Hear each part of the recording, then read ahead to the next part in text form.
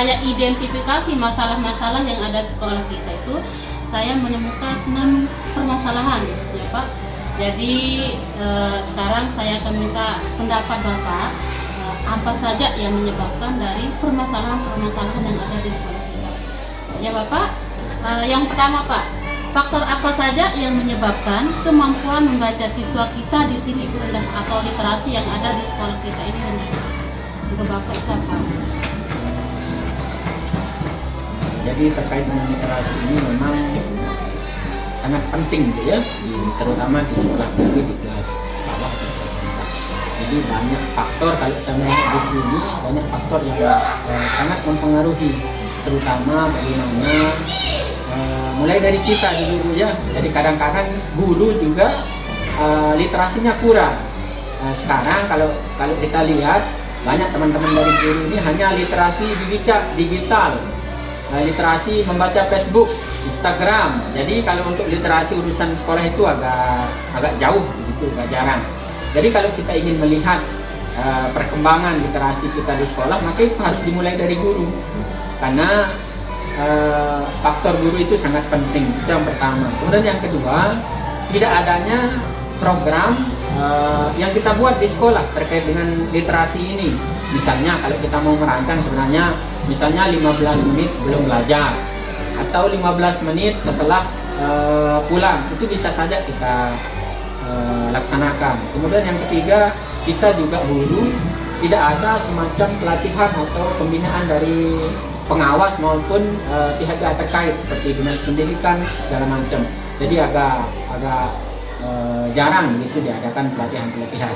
Mungkin menurut saya seperti itulah kendala atau faktor yang mempengaruhi tingkat ya literasi di sekolah kita. Itu tadi untuk guru ya Pak ya. Bagaimana kalau faktor dari siswanya? Apakah ada yang menyebabkan anak ini literasinya kurang? Kalau dari faktor anak saya melihat jadi anak ini tergantung bagaimana kita di sekolah dan bagaimana orang tua di rumah. Jadi kalau orang tuanya di rumah juga lepas tangan, jadi saya rasa tidak bisa juga meskipun kita sudah berusaha di sekolah. Dan bahkan saya kan sudah punya rencana memang untuk literasi ini akan saya terapkan gitu Bu. Tapi kita juga butuh kolaborasi dengan orang tua, kolaborasi dengan semua stakeholder di sekolah. Semua warga sekolah harus ikut kalau kita mau meningkatkan literasi siswa. Jadi kalau siswa sudah dibiasakan, sudah dibimbing di rumah, insya Allah lah itu akan berjalan sesuai yang kita harapkan. Mungkin begitu kalau saya lebih banyak faktornya di rumah.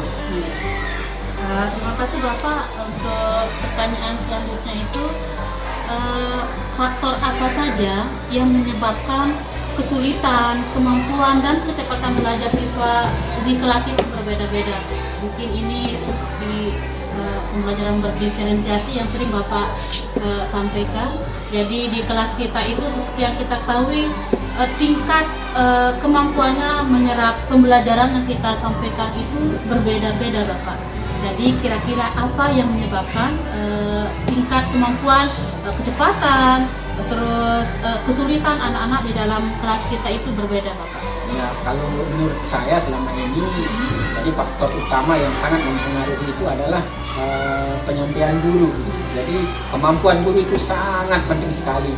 Jadi bagaimana dia mau mengajar pembelajaran berdiferensiasi sementara guru itu tidak tidak menguasai apa itu pembelajaran berdiferensiasi. Jadi kalau ini menurut saya itu lebih kepada faktor guru, bagaimana guru itu meningkatkan kemampuannya di dalam belajar mengajar kita di sekolah ini. Mungkin itu menurut saya. Ya, terima kasih Pak. Pertanyaan selanjutnya Pak, apakah yang menyebabkan orang tua siswa itu kurang mau terlibat ya dengan kondisi pendidikan anaknya yang ada di sekolah kita? Kalau di sini saya melihat karena sering juga saya berbincang-bincang dengan Pak Komite. Jadi orang tua di sini kebanyakan petani itu.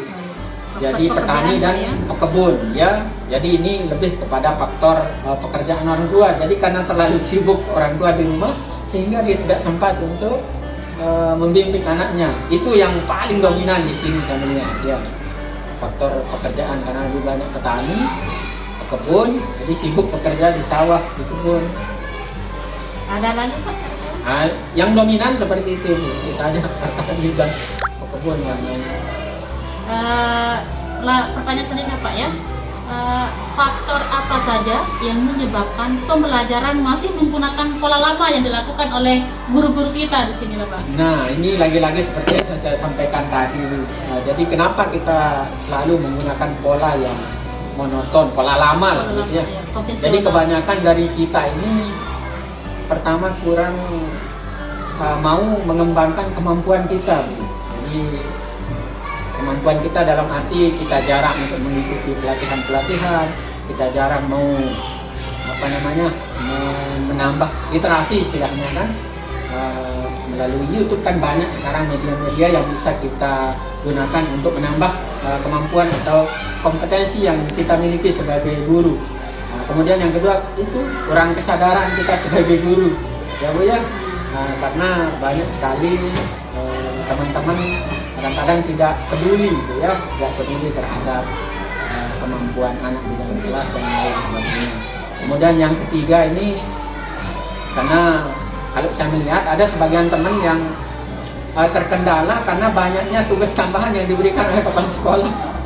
Jadi sehingga anak-anak kadang-kadang terbengkalai Bu. Ini juga faktor yang sangat penting ini. Seharusnya kan untuk pekerjaan-pekerjaan administrasi sebaiknya kita serahkan kepada TU biar guru ini fokus dalam mengajar, fokus kalau dia mau ingin meningkatkan kompetensinya.